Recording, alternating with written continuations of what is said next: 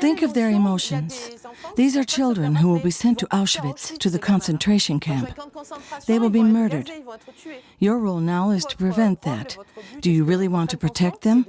Imagine, you are in class, French or mathematics, and suddenly they come in to take some of your classmates with them. Teenagers in a school in France are rehearsing in the theater. Gaël Diraison, their teacher, is directing them. The play deals with the persecution of Jewish children during World War II. They caught them, and they will kill them. These are your colleagues in class.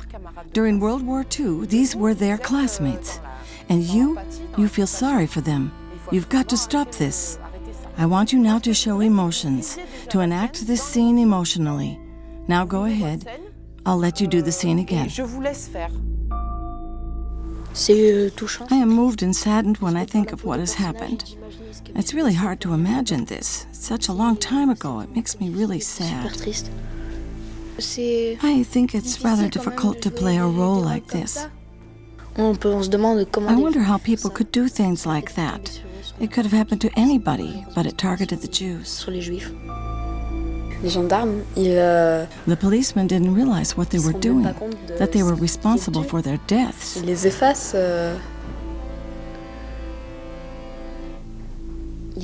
They showed no feelings. They were immune against pain.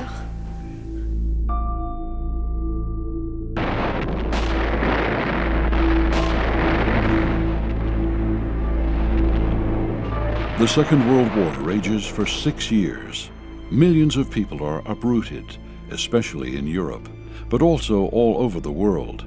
Many are fleeing or are dying in the concentration camps. Often whole families are torn apart.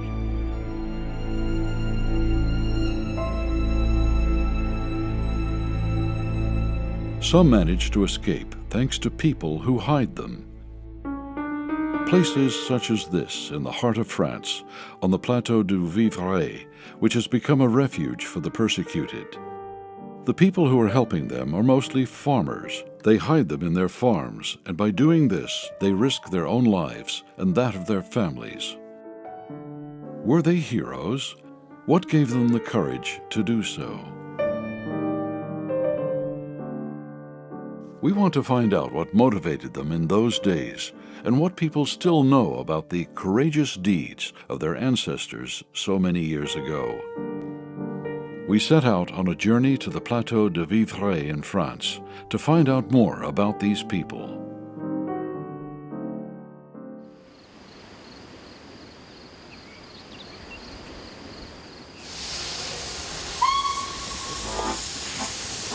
For a long time, the train was the most important means of transportation, also during World War II. It could well be that the refugees traveled in this over 100-year-old train to the plateau. Today, this train is a tourist attraction. The engine drivers tell us about their hobby and why they keep the locomotives running. Nearly all my life, I was dreaming of taking care of a steam locomotive. When I was 60, my dream came true. And I have to say that I really have a great time. I do enjoy driving such a locomotive. It just makes me happy. I am fascinated by these old engines. I love to fire it up, to get up early and to get everything ready. That really fascinates me with these steam engines.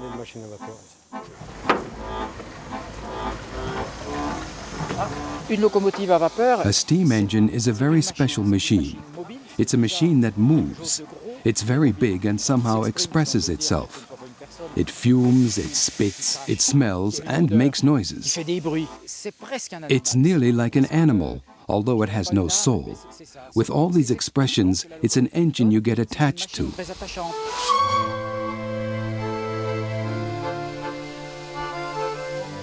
It's the railroad that made the plateau more accessible. The trains transported products of agriculture and the timber industry down to the industrial zones and mines in France. The train was especially built to transport timber to the mines. This made the forests here very important. Without the train, you would have had to transport the timber on horse-drawn wagons with limited quantities. But now with the train, everything goes much faster. Anyway, there has never been much industry on the plateau, so the train mainly facilitated the exchange of agricultural and silvicultural products. During World War II, the trains didn't transport only goods and food. Very often there were also refugees riding on a train, hoping not to be recognized as such. The engine driver, Denis Aubert, told us about his own family. His father also had to hide from the Nazis and was traveling on such a train to the free zone of France.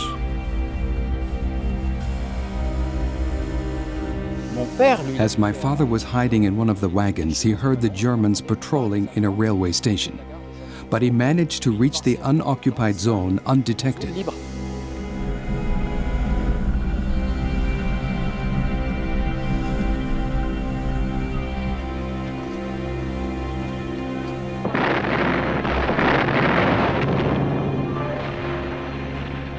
In the year 1940, France enters a dramatic time.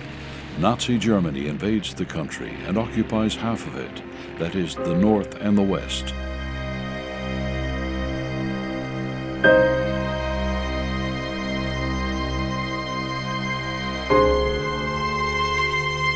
The unoccupied part is governed by Marshal Philippe Pétain. People like him and support his policies. But like the Nazis, Marshal Pétain also discriminates against foreigners more and more, especially the Jews. Many are excluded from public life and dispossessed. Jews are neither allowed to study or work.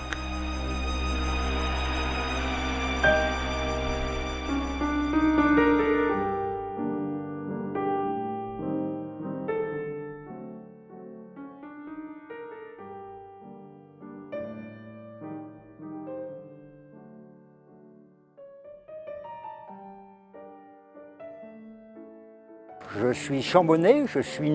am Chambonnais. I was born in the center of this village, in a house right over there. The children that are hidden on the plateau can experience what it means to trust another person, something they missed in a very said that the tanks painful were way. moving down this The street. relief organizations provide But of sports course, activities, I was too and small the children to be an love to sing eyewitness. together and to act. This place was also affected by the war.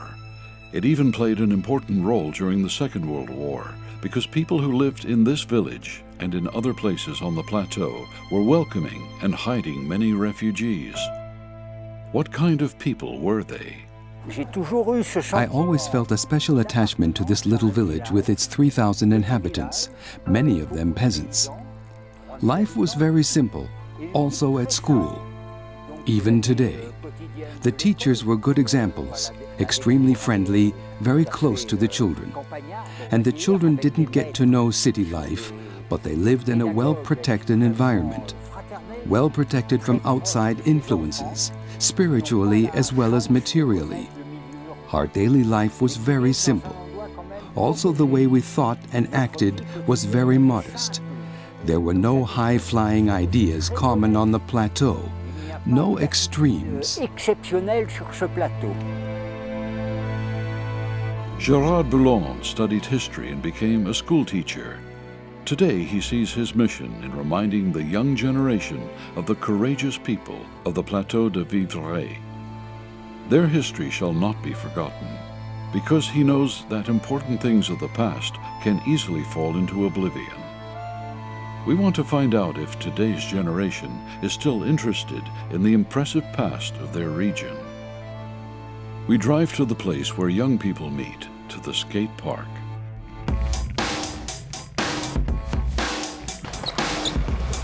We ask them what they know about the history of the plateau. I know what people generally know about this region, but I don't know much more. I know that there were hiding Jews in this region. That was very courageous, to shelter Jews, because this put them in danger as well.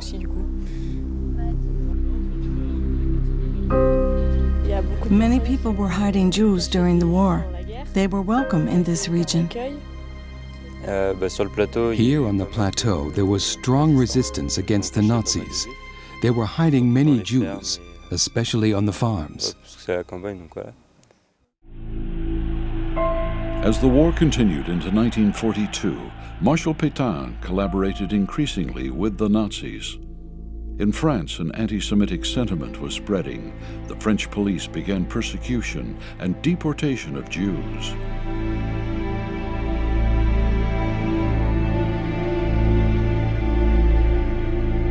Under Marshal Pétain's control of the southern zone, they're brought into collective warehouses and usually transported from there to the Nazi extermination camps.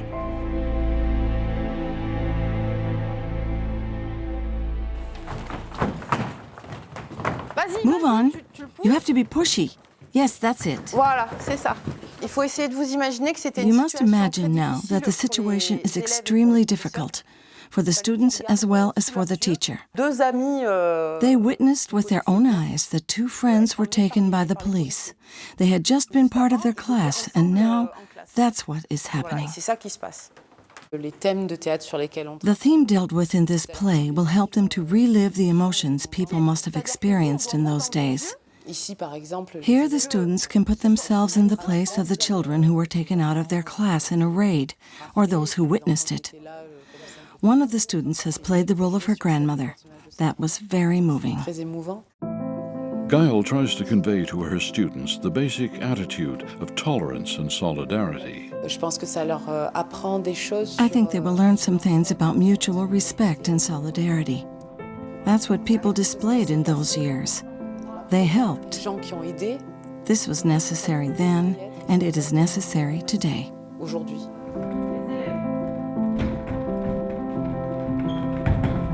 Ça leur permet de réfléchir. It will help them to think about their role in society, what they can do to make a difference. Comment créer une belle société. How did Gaëlle Desraisons get the idea of producing such a play with young people? She told us that she wasn't from this region, but from Marseille. Some time ago, she spent her holidays here in Le Chambon and stayed on. Je suis venue en vacances. I came here for my vacation once, and then again and again. Then I started spending my weekends here, and each time I had the feeling of coming home, although I wasn't living here yet. Revenir chez moi.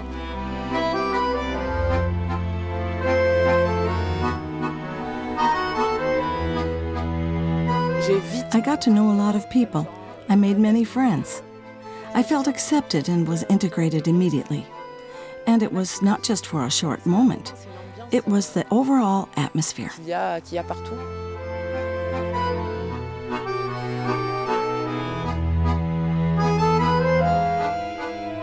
Soon she's confronted with the special history of the plateau.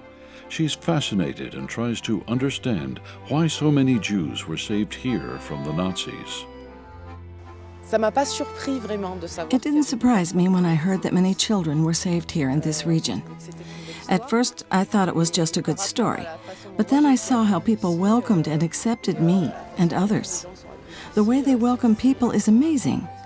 It's normal here, and it doesn't surprise me. Les gens sont comme ça ici. The people here are like this.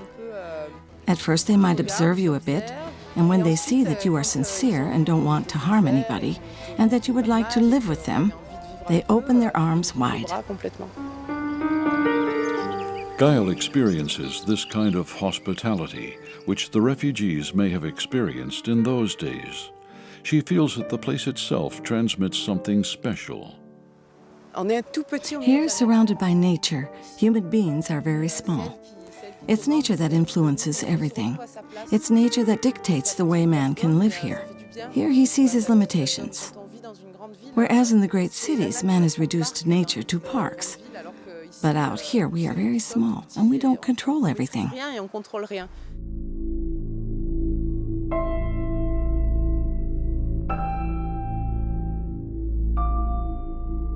Winter lasts longer on the plateau.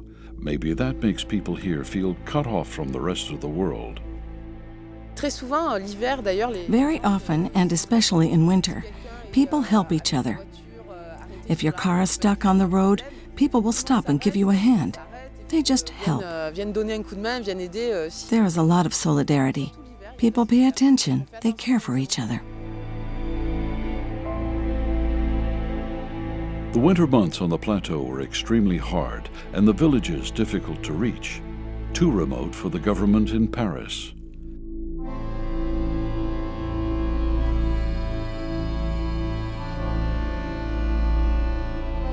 And yet to stay in the villages is too risky for the refugees, so they're transferred to the remote farms on the plateau, ideal hiding places, hard to find by the Nazis and their collaborators, the French police.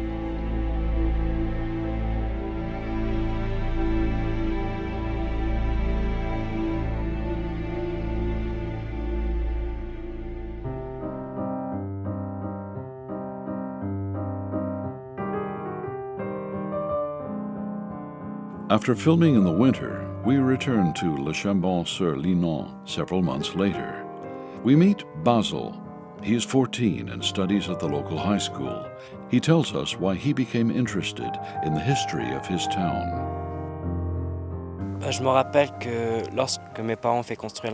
I remember when my parents renovated the house, a woman told my dad that she had talked with her father on the phone, who was living in Israel. He told her that during the war he had been hidden in the house that now belongs to us. He had eaten apples from the tree that is still here. All through the winter, he had eaten those apples. This personal story makes him think about the history of this region. As he inquires about the past, he finds out about an incident that happened during the Second World War, when courageous students in Le Chambon took a public stand for their Jewish classmates by writing a letter of protest. I know that there were students who wrote a letter to the chief secretary of the youth department of the Vichy government, in which they voiced their disapproval, saying that they found it completely foolish to imprison people only because they were Jews, because they were different. Who those young people were is not known, but their deed has not been forgotten. Basil reads a portion from their letter. Mr. Secretary, if our classmates, whose only fault is to be born into another religion, receive the order to let themselves be deported or registered, they will not obey those orders, and we shall do our utmost to hide them.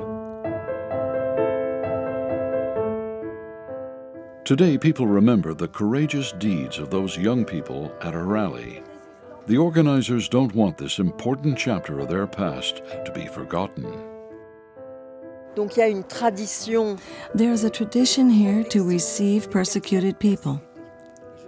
I think that what the young people did then, during the visit of the politician, was an expression of this heritage. I believe that this letter perfectly conveyed the basic convictions of the whole community. I mean, this was their strong message. We don't know Jews, we only know human beings. This is such a powerful testimony that it deserves to be commemorated today. Basil has understood what the young people then were concerned about, that no human being may be excluded or ostracized because of his color or religion. They wanted to write this letter to show what they felt, that it was wrong to persecute the Jews only because of their religion and not because of anything they had done. They are human beings like us, no matter what their religion or color is. You can't deport Jews just like that. There is no reason at all to put them into prison, or a place even worse than that.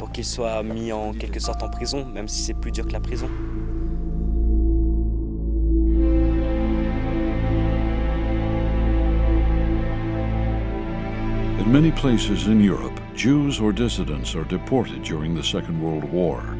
It's one of the greatest tragedies in human history.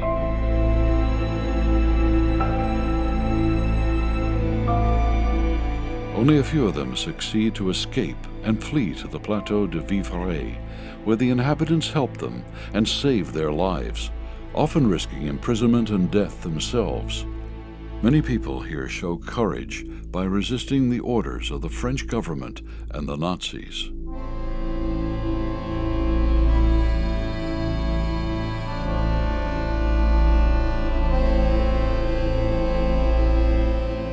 Le régime de Pétain dit voilà, la Légion, c'est un mouvement. In the year 1942, Pétain's regime announced, "It is 1 year now since the Legion was created. In order to celebrate this anniversary and to show our joy, let's ring all the church bells." Une manifestation de joie. This was out of the question for the pastors and elders of our church. They said, "By no means shall we ring the bells." And when the legionnaires came to ring the bells, they said, "No, we don't have any reason to ring the bells." You might call it a form of resistance against the authorities, against the government, a form of disobedience. You don't need to fight physically. This is a way of resisting that has an impact, that is noticed, and, as it seems, is very effective. Très forte et qui réussit, semble-t-il.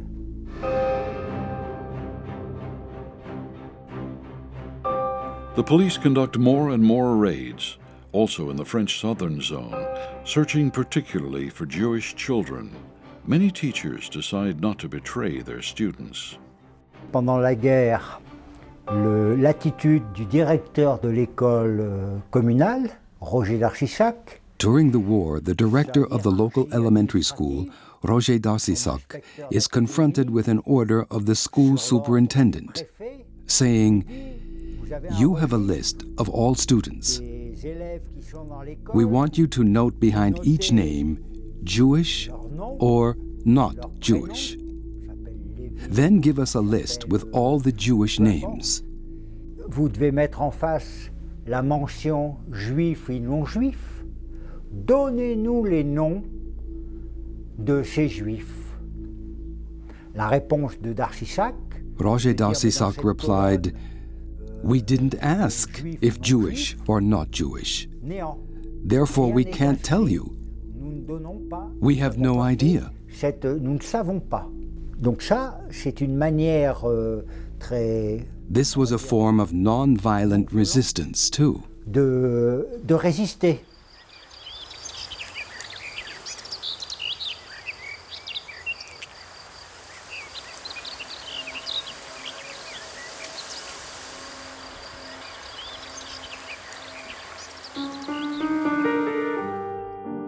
We're traveling through endless plains with forests and pastures. The air is fresh, the climate harsh, the landscape varying. It's an ideal recreation area. Claire Delege owns a hotel. Her family has run it for 4 generations. Les gens venaient des villes alentours, de toute la France. People came from all the surrounding towns, from all over France, to relax, to see their families, to enjoy the river, or just to breathe the good air at this altitude. We always like to welcome and serve people. It's our tradition. People here tell us that hospitality is part of a tradition that goes back centuries. Maybe this explains why so many people found refuge and help up here. My great-grandparents ran the new hotel at the crossroads of the village. They were hiding Jewish children from the time they arrived at the railway station until they were collected by the people who wanted to give them shelter. They were hidden in a room in the basement, safe from the Germans.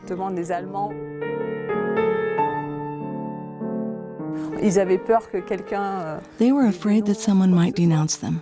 Our grandfather told us a little bit about it. I myself didn't know my great-grandparents. One generation told the next generation, but not much, since they really didn't talk about what happened then. Looking back, it seems that something extraordinary happened in those days. Ordinary people saved Jews and other dissidents from certain death by the Nazis. However, people don't talk about it today, as if it never happened. Life goes on, unspectacular, like today on the central square of the village. Here for many years, the traditional boule is played, like in many other places in France. It's a symbol of the French lifestyle. A player describes it. Alors j'ai l'esprit joueur. My nature is that of a player. I've loved to play since I was a child. Boule is the favorite of the whole family. My dad was a good player. My mother also. We used to play boule everywhere. In our holidays, in the woods, in the alleys sometimes. There is this little spirit of competition. There is this adrenaline rush that makes you give a little more of yourself during the game than you're actually able to give. Il faut un petit peu donner de soi, aller un petit peu plus loin que That's playing boule. qu'on démontre comme ça, jouer. Looking at this peaceful scenery, we get the impression that nothing dramatic ever happened here. The boule players themselves consider the past unspectacular. I don't know that period from my own experience, just from hearsay. It's so long ago. I don't want to talk about those old stories. People have made such a fuss about it already. It's good to talk about the past, but you have to look into the future. We have to move on.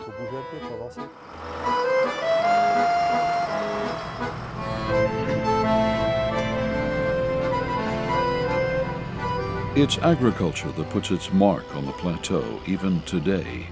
Although technology is well advanced, working days are long and hard, 7 days a week. We meet Denise Vallat. Farmers like him were hiding refugees in those days. Etienne is deeply rooted here. He grew up with those harsh living conditions. To be a farmer on the plateau is, first of all, a passion. You don't do it in order to make money. You have to love the animals, love the soil, love the country, love to work in nature, first of all.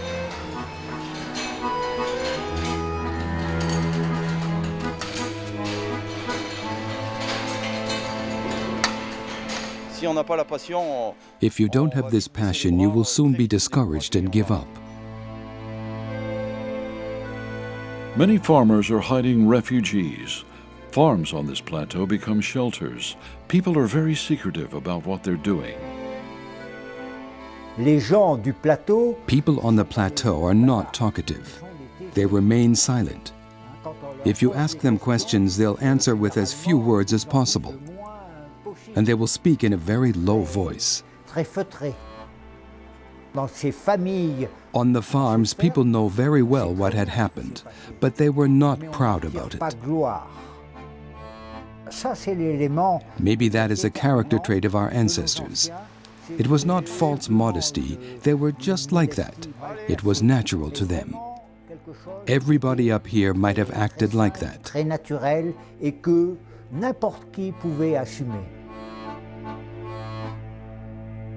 The farmers acted according to their conscience and their conviction that you ought to help a needy person. The farmers lived according to that conviction.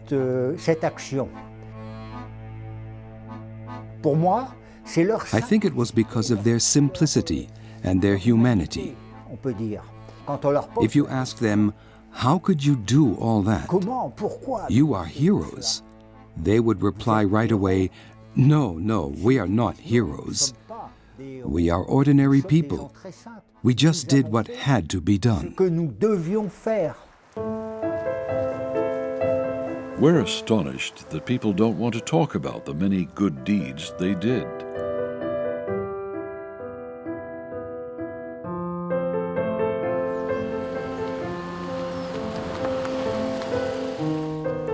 Jacques-Henri also knows the people on the plateau and their history. Since he was a child, he spent his holidays here and was impressed by these farmers. What characterizes people here is their work. They are farmers, and they cultivate the soil. They rear their cattle, they grow potatoes. Just the classic type of agricultural labor. They are used to living in this rough nature during the different seasons, like spring, summer, fall, and winter. I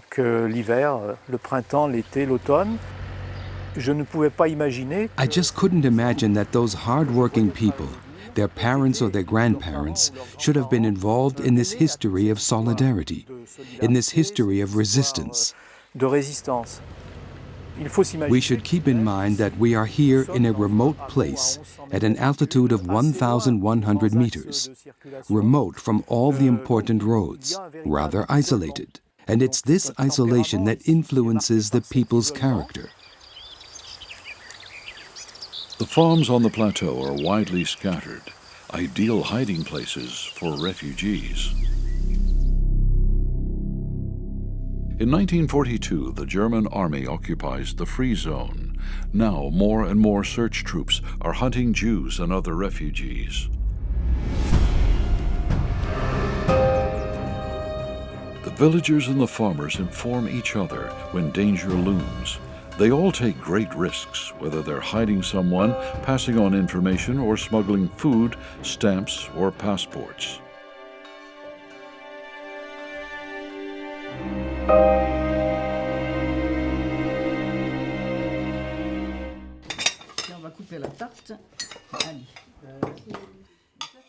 Madame Pique is an eyewitness. We're in her home. She remembers vividly what she saw during the war when she was 10 years old. I am 82 now. I didn't always live here. I was born in a village close by and lived there during the war. We always had to be on alert. We had to hide ourselves. We were not supposed to say what was going on at home. I remember how once the militia and the SS had come for a raid. And there were a lot of young people who were hiding in the barn. We had to keep quiet in order not to betray them. That was rather hard for a 10-year-old.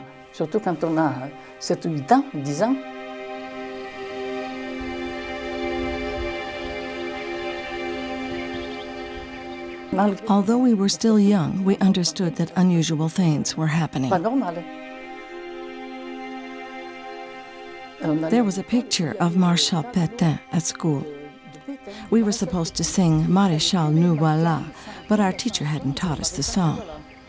So we never sang it. Because we lived in such an isolated region, she never made us sing it.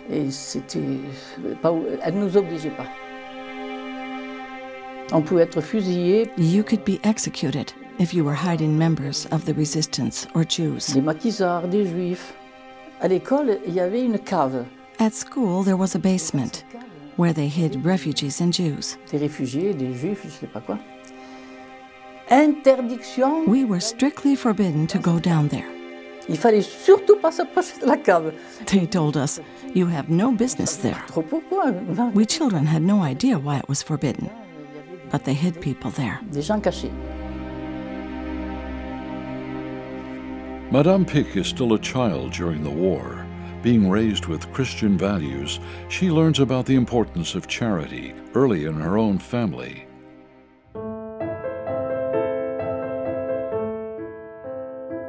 We visit the Protestant pastor Andreas Braun and his wife Britta. They are from Germany. They are successors to a couple that was very influential during the war, Pastor André and Magda Trocme.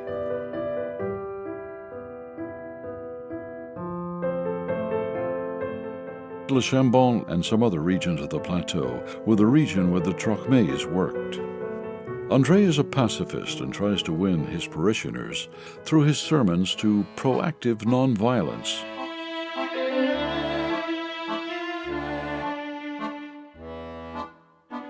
Resistance to the French government and the Nazis should not be carried out by the force of arms, but by civil disobedience.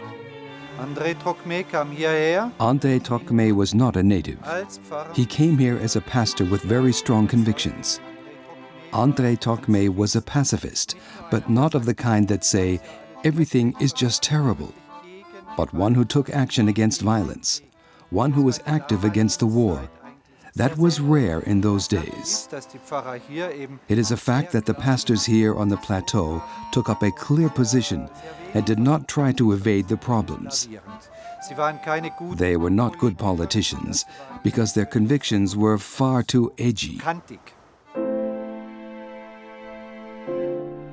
Edward Tice is one of Pastor Trocme's colleagues. He and other pastors follow the old Christian tradition to offer refuge to the persecuted and needy. They feel sympathy toward the refugees because their own ancestors, the Huguenots, had once been persecuted as a Protestant minority. Ces pasteurs-là, These pastors succeeded by encouraging their congregation through their interpretation of the Bible not to be intimidated, but to courageously receive the persecuted and to hide them. d'œuvrer sans crainte. Et effectivement, notamment le Pastor Trocme and his colleagues based their sermons especially on Jesus Christ's Sermon on the Mount and the Beatitudes. Et sur les béatitudes. In the Sermon on the Mount, we are told to share our bread, to shelter widows and orphans, to welcome foreigners. All this has to do with non-violence and peaceful conduct. Non-violente, pacifique. C'est très important comme comportement. Maybe those are the moments when the people realized that the refugees were human beings. Conscience. Trocme said, "We don't know what Jews are. We only know human beings." Nous ne savons pas ce que c'est qu'un juif. Nous ne connaissons que des hommes. I'll preach from the Sermon on the Mount. If God loves the world, how can I hate another man? This thought is a whole program. God has loved the world, so I cannot hate my neighbor. Je n'ai pas le seul pasteur. He was not the only pastor to preach like that. There were 12 in the villages up here. 6 of them had come from Switzerland. Il y en a 6 qui sont des pasteurs en provenance de la Suisse. Donc, These pastors always informed their church members of the dangers, so they could do what had to be done, namely shelter and feed the refugees, and so prevent their deportation. They even made it possible that the children received some schooling. Qui sont menacés de déportation. Ces pasteurs-là adoptent. The pastors did not just copy Trocme's message, but they motivated their church members in their own way and according to their own personal convictions. Sont capables de motiver leurs paroissiens. Dieu vous bénisse, Dieu vous garde, et il vous donne la paix. Amen.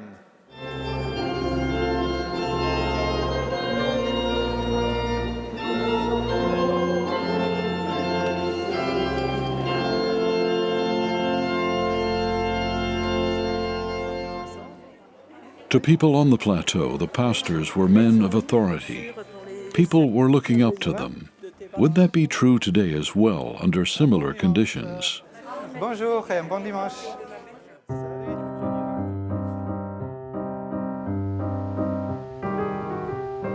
We have an appointment with Nellie Hewitt. She's 86 and the daughter of the Trocmes. She lives in the USA today. She came to Chambon and wants to show her daughter where she grew up. I want to show you the presbytère where I grew up. It's an old mansion, all granite stone, hand-hewn. And this used to be the coach door. It opened to let the horses and the carriages in. In my time, we just used that little door, and it used to have a great wrought iron handle here. Okay. That was absolutely gorgeous. So we opened that and pushed it in.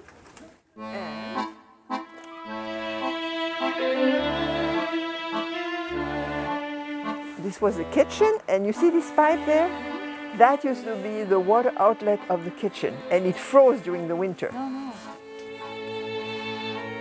We were a big household, and if someone showed up at the time of a meal, we added a plate and the person ate there.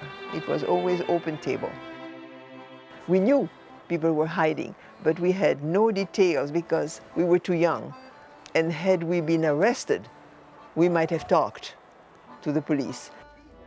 I was not involved at all in the process of hiding or helping refugees. The most I did was to bike to a farm somewhere with an envelope, being told, you give that envelope to the farmer. It was probably food stamps, something like that. That's the most I ever did as far as the resistance goes. I was too young. Nelly Trocme's parents, André and Magda, had different tasks.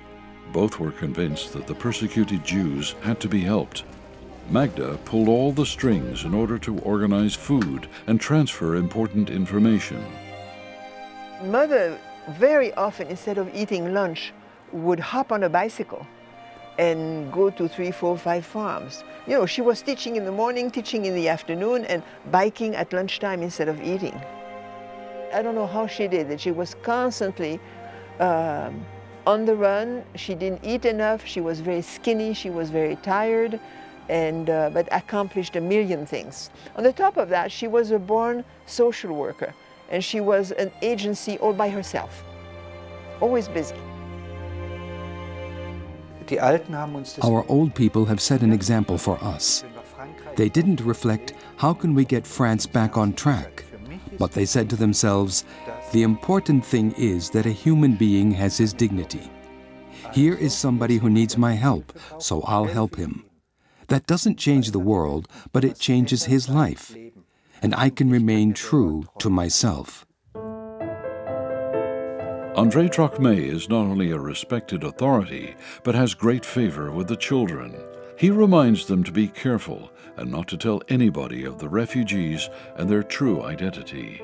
We, the children, were raised always with the knowledge that our parents were doing something very useful, that our parents were very dedicated to their beliefs, that they were doing something illegal, and that they might be arrested. We always knew that, and we were conscious of that, but we were not under this immediate danger because the Vichy police and then the Germans were way down the valley. In spite of their supposed security, one day the two pastors, Trocme and Thais, and the headmaster Darissac, were arrested and detained in a camp. That was the price they had to pay for their civil courage. After several weeks in the detention camp, they were released and allowed to return to their families and churches.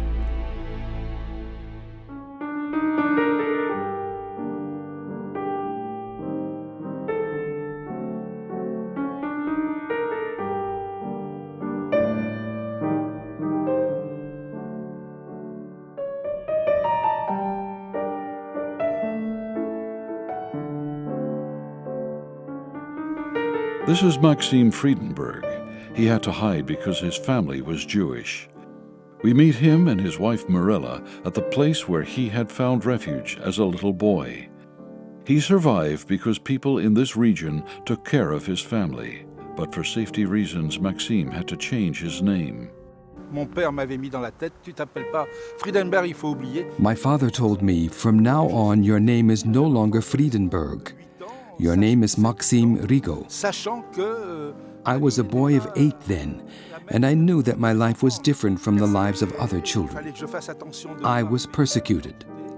I had to be careful not to reveal my identity. If I was asked something, I had to be careful not to give a wrong answer. I had to be evasive. Nobody was to find out that I was a Jew. My mother was very worried about her family that had stayed in Poland. Her whole family was deported. So we never felt safe. Every morning you got up with that sense of insecurity. You had to live with it.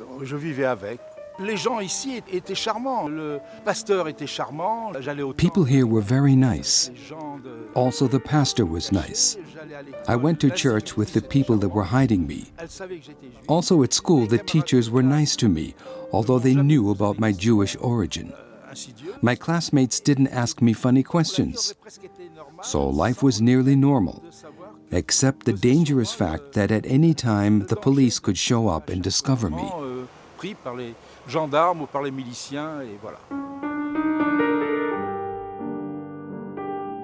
Maxime can move about quite freely on the plateau, However, deep inside, he knows that he's different, and the fear of being detected is always present. Sometimes I rode my bicycle, but I always tried not to run into people to avoid danger. One day, for instance, I saw 2 policemen at the door of our house. So I passed by and could see my parents behind a window making signs to move on. So I made another round, and then I went into the house through the back door. If I had walked in right away, they surely would have asked me awkward questions. But by riding another round, I could prevent my parents from being asked serious questions. J'ai évité à mes parents le fait d'être interrogés.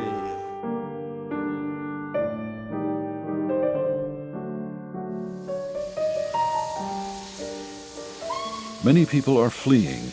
Many come to the plateau by train. The refugees arrived, they'd heard about the area, and some were welcome at the gare. There was a Monsieur Dreyer and his wife, Madame Dreyer, who would go there and welcome refugees at midnight, for instance. Some came and looked for the minister's home and arrived here. Some came and stopped in the hotels on the square and asked what to do. So it was really an underground network, but that was not organized. But little by little, it was a network. So-and-so called so-and-so to place a refugee. The second so-and-so would call a third so-and-so, you see? And ministers also were connected, indirectly or directly.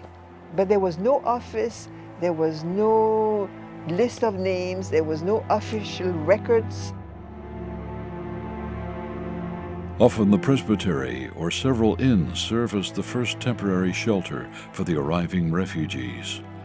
If they're Jews, they use a code word in the information, or they change their names. We had a German refugee called Monsieur Colin, C-O-L-I-N. In reality, Kohn, C-O-H-N. Monsieur Colin was alone. He was from Berlin. He had lost his family. Everybody had been deported. He was a solitary man. And I regret now, retrospectively, that I was not more aware of their position or situation, to regret that I didn't pay more attention to them.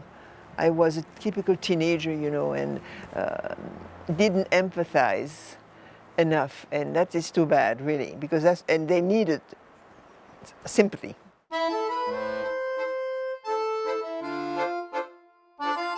There were some organizations on the Plateau du Vivarais who were hiding Jewish and other children and youngsters in their homes. One of them was the Swiss Red Cross, called Secours Suisse.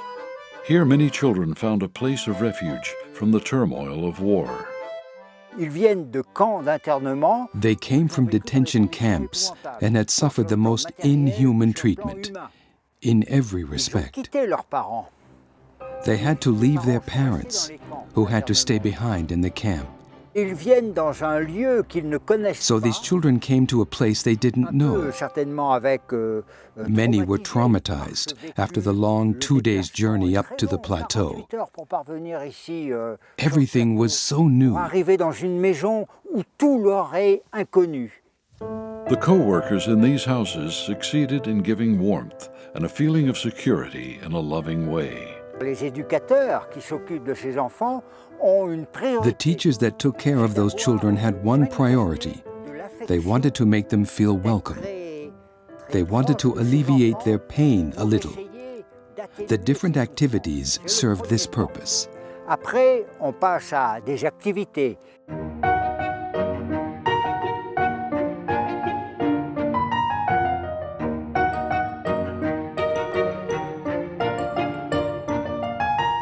The children that are hidden on the plateau can experience what it means to trust another person, something they missed in a very painful way. The relief organizations provide sports activities, and the children love to sing together and to act. Apart from school, older youngsters learn some vocational skills at a carpenter's workshop and on a farm. This is possible because different international organizations send finances and committed personnel. Bien souvent, les jeunes qui Often these young people, especially in the houses run by Secours Suisse, displayed a very deep affection and appreciation towards their teachers because they succeeded in building trust and making them smile again. This is a very important aspect even today if you have to do with young people who were neglected or abused or have no future perspective. What a challenge to build them up again and to convey hope.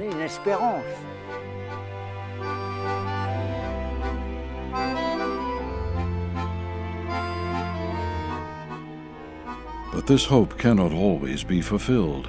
There are more and more raids in the houses by the French police and the Gestapo.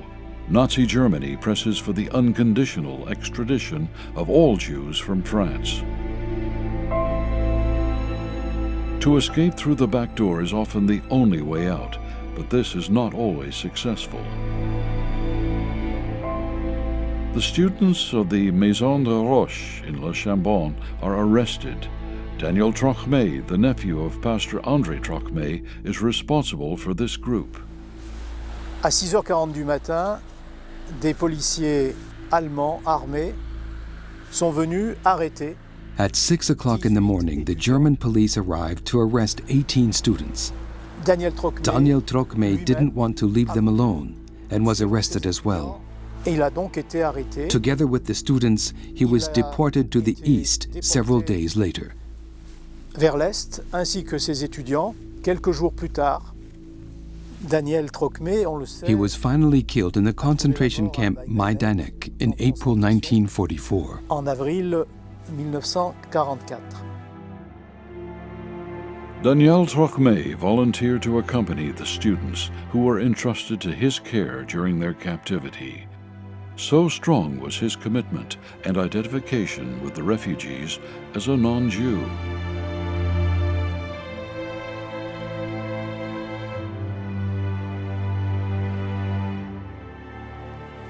Les étudiants ont connu.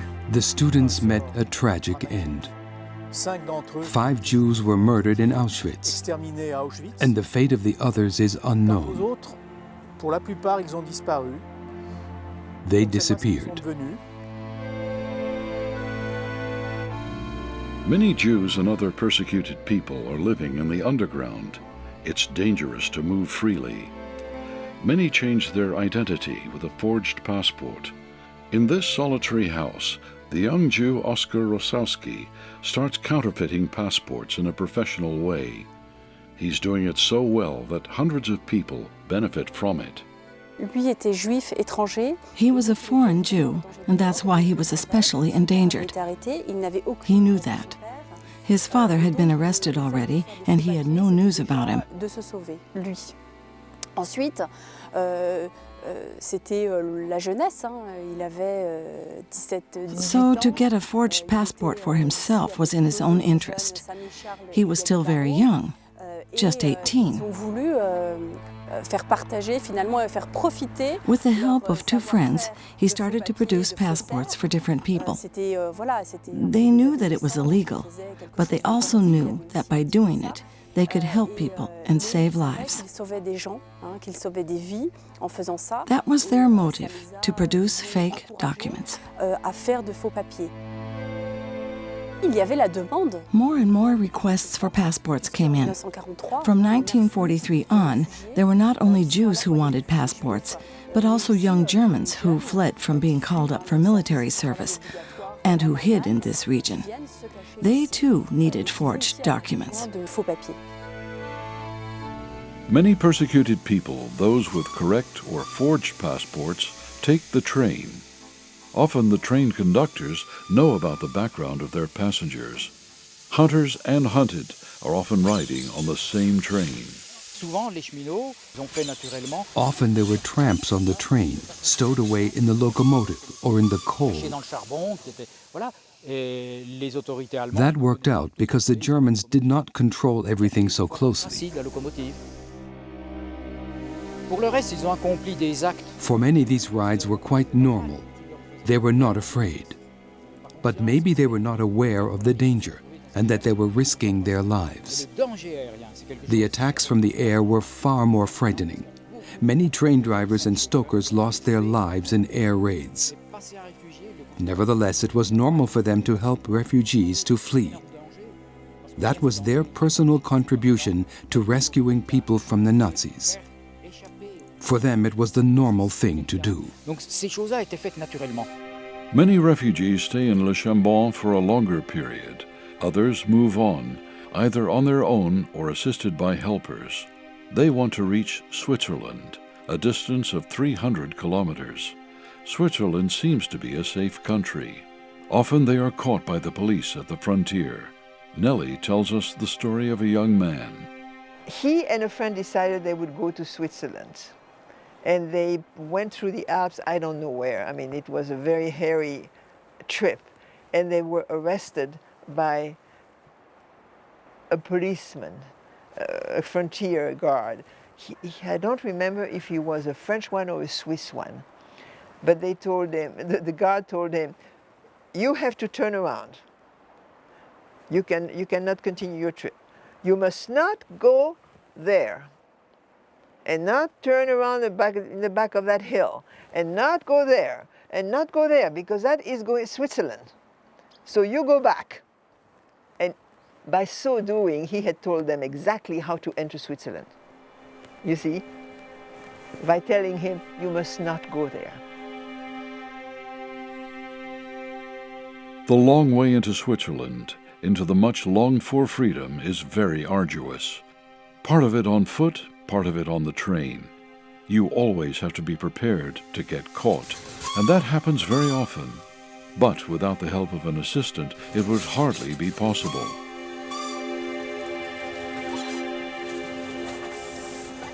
We visit one of the sites at a border. Historian Ruth Vivaz explains to her young companion how refugees reached the border during the war. The refugees had to climb down into the water, had to walk through the river, and then climb up the bank. If the water was high, it was difficult. They had to carry the children on their shoulders or had to join hands. That was quite a dramatic scene sometimes. Hundreds succeed in crossing the border, yet many fail trying to reach freedom. I remember a group of refugees whose only way of escaping the dogs of the German patrol was to jump into the deep water where the dogs lost their trail. You cannot imagine today how dangerous and dramatic it was. Having arrived at the border, the refugees cannot be sure if they can reach the other side. To come that far was not possible without the help of an experienced person. They were organized by some resistance organizations. And here, close to the border, there were special escape agents. On the Swiss side, they put up barbed wire at the border. When refugees crept under it or climbed over it, they were often wounded or their clothes torn. The refugees arrived at the border posts bleeding and had to be treated. Ruth Vivaz knows about the fate of many individuals. There was, for instance, a group with a child on their shoulder. They were trying to cross the border when they were discovered by a German patrol. So they put the child on the ground and fled across the border. Later, the boy, who was 3 years old then, found his parents again. But what was exceptional, very exceptional, was that a German border guard took the child to the mayor of Annemasse. Thus the child was saved and in the end adopted.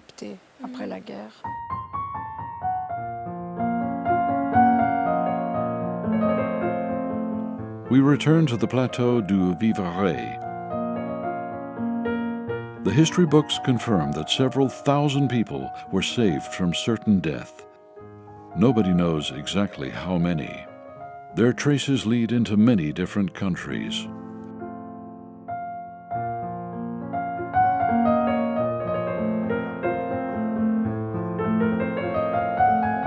Meanwhile, the years of the war are history. Everyday life has returned. What remains from that time? what is still remembered. What I know about that time is what we learned at school. It's not the parents who told us. And my parents hadn't talked about it with their parents either. The grandparents were already old, and you didn't talk about it. Neither did my mother. When everything was passed, it wasn't much of an issue, with the exception of some articles in the newspapers. But people here didn't talk about it. After the war, everybody minded his own business. It was over now. We pay another visit to Pastor Andreas Braun. We tell him that many people here didn't want to talk about the past and ask him why. They did what was right, something you can talk about. I think the reason why people talk about this so little now or during the time after the war is that normal life simply had to go on. Life was hard 70 years ago, and you just didn't have the time to tell people about it and say, "Wasn't it great what we did?" You just had to go on living and working. Often Pastor Braun visits people who experienced the war firsthand. He is very impressed by the courage of individuals during World War II. Maybe there is a certain respect for these people when I say, "Look here, follow their example for your everyday life. Not for extraordinary accomplishments you want to do, but for your everyday life." Whatever happened here didn't change the fact that 6 million people were exterminated, but it made a difference for each single child that was given shelter here. They were saved. It changed their lives. This is the tension we have to live with, not to know whether this little spark which I contribute, does it make a difference or not? You are not sure, but you have to act nevertheless.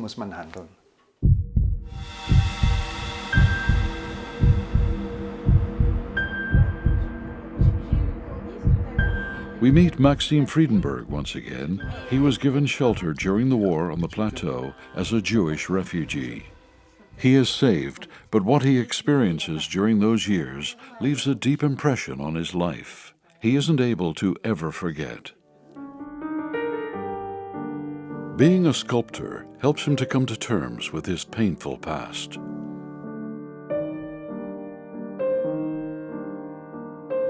Working on his sculptures, Maxime has time to think about the developments in today's society.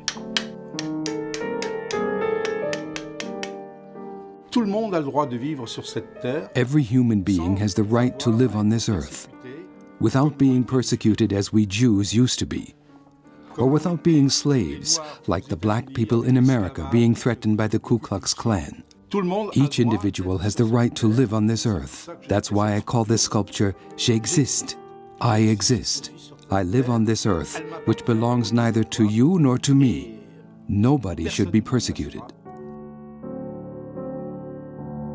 I demand the right to exist for every human being, for refugees, for people of different colors, for any philosophical or religious conviction, for everything that is different from the masses.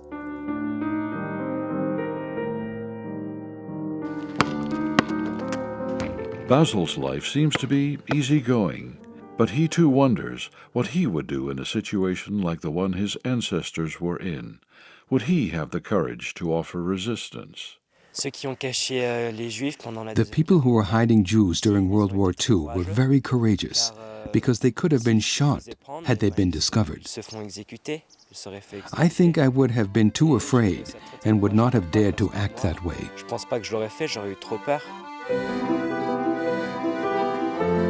So were their ancestors heroes? We asked them, who is a hero in your opinion? For me, a hero is a person who risks his own life to protect others, or who saves somebody's life. I think there is a lack of this attitude today. The people that did so much during the war were very brave. To me, they are heroes. Everybody can get into a difficult situation one day and will need help. So we still need heroes today. What was so special about these people? What will remain of these good and heroic deeds? Should we remember and talk about their stories? This part of history should not be glorified, yet it should be told, because it is very important for us today. It may impact our personal conduct. It can be an example for us today how we should live in our modern society.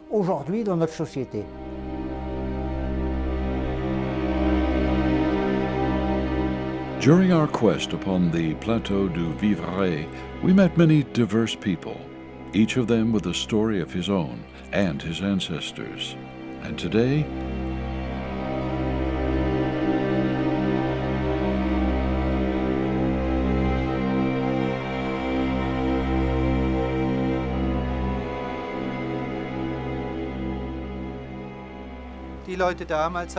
those people demonstrated you can make a difference.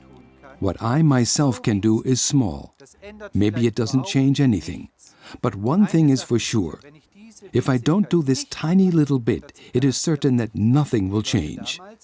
Those people have brought together their many tiny bits that changed the lives of many people.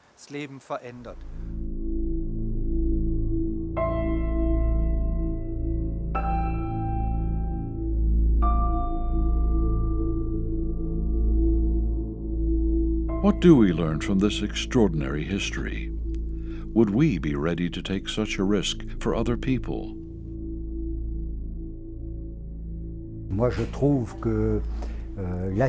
I think the attitude of that generation can serve as a model of a special behavior in situations when human beings are unjustly treated or suffer from being ostracized.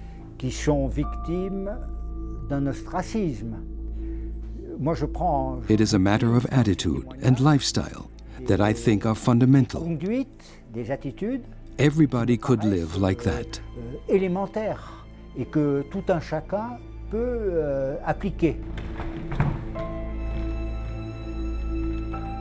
Director Gaëlle D'Arison is working intensively with her students. More and more do the teenagers feel and understand what the past has to do with the present. If you were in a situation like that, in wartime, when your friends are arrested, taken away, and put into a concentration camp, how would you react? What would you do? Well, in a situation like that, you could talk with the police. It was really mean to do things like that. And you could also help their families. In such a situation, I would defend myself. And I would also defend the children, so that they can escape and live. Each of us acts his part in this play, and together we can make a difference. Each of us must accept the other and appreciate him in his uniqueness, also with his weaknesses. That is necessary if you want to make a difference. Pour pouvoir faire quelque chose ensemble.